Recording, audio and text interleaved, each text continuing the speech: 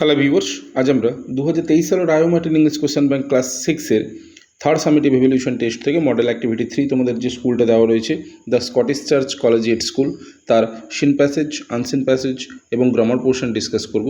So viewers, তোমরা দেখো। First of all তোমাদের এখানে যে টেক্সট প্যাসেজ সিনটা দেওয়া রয়েছে প্রোজ, এটা পল জেনিংসের লেখা স্মার্ট আইসক্রিম থেকে নেওয়া হয়েছে। ওকে, সো ভিউয়ার্স, আমরা সরাসরি চলে আসবো প্রশ্নের উত্তরে। তোমরা প্রশ্নের উত্তরগুলো একবার মিলিয়ে দেখে নাও কেমন। দেখো, একের এইতে কী বলছে, টিক দ্য কারেক্ট অল্টারনেটিভস, অর্থাৎ সঠিক বিকল্পটিতে টিক চিহ্ন মারো। ফার্স্ট কোশ্চেনটা দেখো, নোজ আইসক্রিম ইজ ফর, অর্থাৎ নোজ আইসক্রিমটা ছিল কিসের জন্য? অপশনগুলো দেখো, স্মল নোজেস, লং নোজেস, রেড নোজেস, শার্প নোজেস। তাহলে সঠিক অ্যান্সার কী হবে? লং নোজেস। ওকে, অর্থাৎ নাকের আইসক্রিমটা ছিল লম্বা নাকের জন্যে। এরপর 2A কোশ্চেনটা দেখো, 2Aতে কী বলেছে, how many special flavours were there in the van, অর্থাৎ ওই ভ্যানে কত রকমের স্পেশাল ফ্লেভার্স ছিল। অপশানগুলো দেখো, 2, 3, 4, 5। সঠিক অ্যান্সার হবে 4। ওকে, এরপরে 3A কোশ্চেনটা দেখো, 3Aতে কী বলেছে, there was no one around when the narrator reached the. সঠিক অ্যান্সার কী হবে? দেখো, সঠিক অ্যান্সারটা হবে অপশান ডি, ভ্যান। অর্থাৎ বর্ণনাকারী যখন ভ্যানের কাছে পৌঁছেছিলেন তখন ধারে কাছে কেউই ছিল না। ওকে, এরপর আইভির কোশ্চেনটা দেখো, আইভিতে কী বলেছে, which ice cream was made for removing pimples, অর্থাৎ পিম্পল দূরীকরণের জন্য কোন আইসক্রিমটা তৈরি করা হয়েছিল। সঠিক অ্যান্সার হবে অপশান বি, পিম্পল আইসক্রিম। ওকে, এরপরে ভি এর কোশ্চেনটা দেখো, ভিতে কী বলেছে, the narrator weighted until about dash at night, অর্থাৎ বর্ণনাকারী কত রাত অবধি অপেক্ষা করেছিলেন। সঠিক অ্যান্সার হবে অপশান সি, 11 o'clock, অর্থাৎ রাত 11টা পর্যন্ত। এরপরে আমরা চলে আসবো ভিআইয়ের কোশ্চেনে। দেখো, ভিআইতে কী বলেছে, the narrator forced the door open and শোন হিজ ড্যাশ অ্যারাউন্ড ইনসাইড। তাহলে সঠিক অ্যান্সার কী হবে? Option A, torch. অর্থাৎ বর্ণনাকারী জোরে ধাক্কা মেরে দরজাটি খুললেন এবং ভেতরে টর্চের আলো জ্বালিয়ে একবার ঘুরিয়ে দেখে নিলেন। ওকে, এরপরে চলে আসবো আমরা বিয়ের দাগে। দেখো, বিয়ের দাগে কী বলছে, অ্যান্সার দ্য ফলোয়িং কোশ্চেন্স, অর্থাৎ নিম্নলিখিত প্রশ্নগুলির উত্তর দাও। ফার্স্ট কোশ্চেনটা দেখো, name the flavours of ice cream that were inside Peppy's van, অর্থাৎ পেপির ভ্যানের মধ্যে যে যে ফ্লেভারের আইসক্রিমগুলো ছিল তাদের নাম উল্লেখ করো। ওকে, তাহলে অ্যান্সার কী লিখবো দেখো, the name of the flavours of ice cream that were inside the Peppy's van are apple and banana, cherry and mango, blackberry and watermelon and about 50 other flavours. Okay, অর্থাৎ পেপির ভ্যানের মধ্যে যে সমস্ত ফ্লেভারের আইসক্রিমগুলো ছিল সেগুলো হলো অ্যাপেল, কলা, চেরি, আম, ব্ল্যাকবেরি এবং তরমুজের, এছাড়াও আরও 50টা আলাদা আলাদা ফ্লেভারের। ওকে, এরপরে 2A কোশ্চেনটা দেখো, 2Aতে কী বলেছে, what are the use of happy and smart ice cream, অর্থাৎ হ্যাপি আইসক্রিম এবং স্মার্ট আইসক্রিমের ব্যবহারটা কী। তাহলে অ্যান্সার কী লিখবো দেখো, happy ice cream is used for cheering people up and smart ice cream is used for getting smart. Okay, এরপর 3A কোশ্চেনটা দেখো, 3Aতে কী বলেছে, what did the speaker do at 11 o'clock, অর্থাৎ বক্তা রাত 11টার সময় কী করেছিলেন।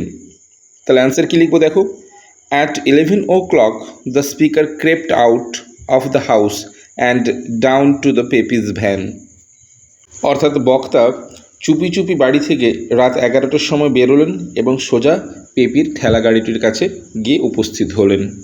ওকে, এরপরে চলে আসবো আমরা 2 এর দাগে। দেখো, 2 এর দাগে কী বলেছে, read the following poem and answer the given questions, অর্থাৎ নিম্নলিখিত কবিতাটি পড়ো এবং প্রশ্নগুলির উত্তর দাও। তো তোমাদের এখানে যে কবিতাটা দেওয়া রয়েছে এটা কলিসিভারের লেখা দ্য ব্লাইন্ড বয় থেকে নেওয়া হয়েছে। ওকে, সো তোমরা পোয়েমটাকে ভালো করে পড়বে, তারপরেই কিন্তু প্রশ্নের উত্তরগুলো অ্যাটেম্প্ট করবে। ওকে, সো চলো উত্তরগুলো একবার মিলিয়ে দেখে নেওয়া যাক। দেখো, 2 এর এতে কী বলেছে, অ্যান্সার দ্য ফলোয়িং কোশ্চেন্স, অর্থাৎ নিম্নলিখিত প্রশ্নগুলির উত্তর দাও। ফার্স্ট কোশ্চেনটা দেখো, আয়ের দাগে, who is the poet of the given poem, অর্থাৎ প্রদত্ত কবিতাটির কবিকে। তাহলে অ্যান্সার কী লিখব, কলিসিভার is the poet of the given poem, অর্থাৎ কলিসিভার হলেন প্রদত্ত কবিতাটির কবি। ওকে, এরপরে 2A কোশ্চেনটা দেখো, 2Aতে কী বলেছে, what do people talk about, অর্থাৎ লোকেরা কিসের সম্পর্কে কথা বলতো। তাহলে অ্যান্সার কী লিখব, people talk about wondrous thing they see, অর্থাৎ লোকেরা যে সকল অত্যাশ্চর্য জিনিস দেখতো সেগুলির সম্পর্কেই কথা বলতো। ওকে, এরপরে 3 এর কোশ্চেনটা দেখো। 3 কি বলেছে, how does the sun shine, অর্থাৎ সূর্য কিভাবে কিরণ দেয়। তার অ্যান্সার কি লিখবো, দ্য সান সাইন্স ব্রাইটলি, অর্থাৎ সূর্য উজ্জ্বলভাবে কিরণ দেয়। এরপরে আইভির কোশ্চেন। আইভিতে দেখো কি বলেছে, how does the blind boy feel the sun, অর্থাৎ অন্ধ ছেলেটি সূর্যকে কেমন করে অনুভব করে। তাহলে এর অ্যান্সার কী লিখব, the blind boy feels the sun by feeling its warm, অর্থাৎ অন্ধ ছেলেটি সূর্যকে অনুভব করে তার উষ্ণতার দ্বারা। ওকে, এরপর ভি এর দাগের কোশ্চেনটা দেখো। ভি এর দাগে কী বলেছে, what can the blind boy never enjoy, অর্থাৎ অন্ধ ছেলেটি কখনোই কি উপভোগ করতে পারবে না। তাহলে অ্যান্সার কী লিখব, the blind boy can never enjoy the blessing of the sight, অর্থাৎ অন্ধ ছেলেটি কখনোই দৃষ্টিশক্তির আশীর্বাদ উপভোগ করতে পারবে না। ওকে, এরপরে চলে আসবো আমরা বিয়ের দাগে। দেখো বিয়ের দাগে কী বলছো, write T for true and F for false statements in the boxes given on the right hand side, অর্থাৎ বিবৃতিটা যদি ঠিক হয় তাহলে বক্সের মধ্যে ডান দিকে দেওয়া বক্সের মধ্যে টি লিখব, যদি ভুল হয় তাহলে এফ লিখব। ওকে, ফার্স্ট কোশ্চেনটা দেখো, the blind boy wants to know about the blessing of height, অর্থাৎ অন্ধ ছেলেটি জানতে চায় উচ্চতার আশীর্বাদ সম্পর্কে। নিশ্চয়ই না, তাহলে এটা ফলস হবে। ওকে, এরপরে টু এর কোশ্চেনটা দেখো। টু এতে কী বলেছে, the boy makes his own day and night by eating and studying, অর্থাৎ ছেলেটি নিজের মতো করে দিন এবং রাত তৈরি করত খাওয়া দাওয়া এবং পড়াশুনো করে। না, এটাও ফলস হবে। এরপরে 3 এর কোশ্চেনটা দেখো। 3 এতে কী বলেছে, as long as the boy remains awake it is day for him, অর্থাৎ যতক্ষণ ছেলেটি জেগে থাকে ততক্ষণ তার কাছে দিন। এটা ট্রু হবে। ওকে, এরপরে চলে আসবো আমরা 3 এর দাগে রিডিং কম্প্রিহেনশন আনসিনে। তোমাদের এখানে একটা আনসিন প্যাসেজ দেওয়া রয়েছে, তোমরা ভালো করে পড়বে, তারপরেই কিন্তু প্রশ্নের উত্তরগুলো সলভ করার চেষ্টা করবে। ওকে, আমি প্রশ্নের উত্তরগুলো ডিসকাস করছি, তোমরা একবার মিলিয়ে দেখে নাও। দেখো 3 এর এইতে কী বলেছে, অ্যান্সার দ্য ফলোইং কোশ্চেন্স, অর্থাৎ নিম্নলিখিত প্রশ্নগুলির উত্তর দাও। ফার্স্ট কোশ্চেনটা দেখো, whom did Rani Ahilyabai marry, অর্থাৎ রানী অহল্যাবাই কাকে বিবাহ করেছিলেন। তাহলে অ্যান্সার কী লিখব, Rani Ahilyabai married the son of Malhar Rao Holkar, অর্থাৎ রানী অহল্যাবাই মালহার রাও হোলকরের পুত্রকে বিবাহ করেছিলেন, যিনি কে ছিলেন, the great Maratha chief. Okay, এরপরে 2 এর কোশ্চেনটা দেখো। 2 এতে কী বলেছে, how did the son of Ahilyabai die, অর্থাৎ অহল্যাবাইয়ের পুত্র কীভাবে মারা গিয়েছিল। তাহলে অ্যান্সার কী লিখব, the son of Ahilyabai suddenly fell ill and died, অর্থাৎ অহল্যাবাইয়ের পুত্র হঠাৎ করে অসুস্থ হয়ে পড়ে মারা গিয়েছিল। ওকে, এরপরে 3 এর কোশ্চেনটা দেখো। 3 এতে কী বলেছে, why was Ahilyabai called upon to take up the reins of the government at very early age, অর্থাৎ কেন অহল্যাবাইকে খুবই অল্প বয়সে সরকারের লাগাম ধরে রাখার আহ্বান জানানো হয়েছিল। তাহলে অ্যান্সারটা কি লিখবো দেখো, Ahilyabai called upon to take up the reins of the government at a very early age because she lost her father in law and her husband in battle, অর্থাৎ রানী অহল্যাবাইকে খুবই অল্প বয়সে সরকারের লাগাম ধরতে হয়েছিল, তার কারণ তিনি যুদ্ধক্ষেত্রে শ্বশুরমশাই এবং স্বামীকে হারিয়েছিলেন। ওকে, এরপর আইভির কোশ্চেনটাকে দেখো। আইভিতে কী বলেছে, why was the task of ruling the state not an easy one, অর্থাৎ রাষ্ট্র শাসনের কাজ খুব একটা সহজ ছিল না কেন। তাহলে অ্যান্সার কী লিখব দেখো, the task of ruling the state was not an easy one, অর্থাৎ রাজ্য শাসনের কাজটি খুব একটা সহজ ছিল না, বিকজ কারণ দ্য ট্রেজারি ওয়াজ এমটি, অর্থাৎ রাজকোষাগার ছিল শূন্য, অ্যান্ড দেয়ার ওয়াজ কনফিউশন, এবং সেখানে ছিল চরম বিভ্রান্তি, অ্যান্ড ডিসঅর্ডার, এবং অরাজকতা ইন দ্য কান্ট্রি, অর্থাৎ রাজ্যে তখন চরম বিভ্রান্তি এবং অরাজকতা চলছিল এবং রাজকোষাগার শূন্য ছিল, তাই রাজ্য পরিচালনা কিন্তু খুব একটা সহজ ছিল না। ওকে, এরপর ভি এর দাগের কোশ্চেনটাকে দেখো। ভি এর দাগে কী বলেছে, when did tragedy strike the royal household what happened then, অর্থাৎ রাজপরিবারে কখন দুঃখজনক ঘটনা ঘটেছিল, তারপর কী হয়েছিল। তাহলে অ্যান্সার কী লিখবো দেখো, after a son was born to the young princess, অর্থাৎ যুবতী রাজকুমারীর একটি পুত্র সন্তান জন্মগ্রহণের পর tragedy overtook the royal household, অর্থাৎ রাজপরিবারে শোকের ছায়া নেমে এসেছিল। এবারে পার্ট কোশ্চেন যেটা আছে দেখো, হোয়াট হ্যাপেন্ড দেন, তারপরে কী হয়েছিল, তার অ্যান্সারটা কী লিখব, then both Malhar Rao Holkar and his son were killed in a battle, তারপর উভয়েই অর্থাৎ মালহার রাও হোলকর এবং তার পুত্র একটি যুদ্ধক্ষেত্রে নিহত হন। Soon afterwards Ahilyabai's the little boy suddenly fell ill and died, এরপরেই অহল্যাবাইয়ের ছোট ছেলে হঠাৎ করে অসুস্থ হয়ে মারা যায়। ওকে, এরপরে ভিআইয়ের কোশ্চেনটাকে দেখো। ভিআইতে কী বলেছে? Who was Gangadhar Yashwant. But কোশ্চেনটাকে দেখো, what kind of a person was he, অর্থাৎ গঙ্গাধর যশবন্ত কে ছিলেন এবং তিনি কী রকম ধরনের ব্যক্তি ছিলেন। তাহলে অ্যান্সার কী লিখব? Gangadhar Yashwant was the chief minister, অর্থাৎ গঙ্গাধর যশবন্ত ছিলেন একজন মুখ্যমন্ত্রী। পার্ট কোশ্চেনটার অ্যান্সার লিখব, হি ওয়াজ এ গ্রিডি, তিনি ছিলেন লোভি অ্যান্ড ডিসঅনেস্ট পারসন, এবং অসৎ ব্যক্তি। ওকে, এরপরে চলে আসবো আমরা গ্রামার অ্যান্ড ভোকাবুলারিতে। দেখো 4 এতে কী বলেছে? Fill in the blanks with appropriate prepositions, অর্থাৎ শূন্যস্থানগুলো পূরণ করো সঠিক প্রিপোজিশন ফর্মগুলো দিয়ে। ওকে, ফার্স্ট কোশ্চেনটা দেখো, a stranger came dash meet you. Okay, তাহলে সঠিক উত্তর কী হবে?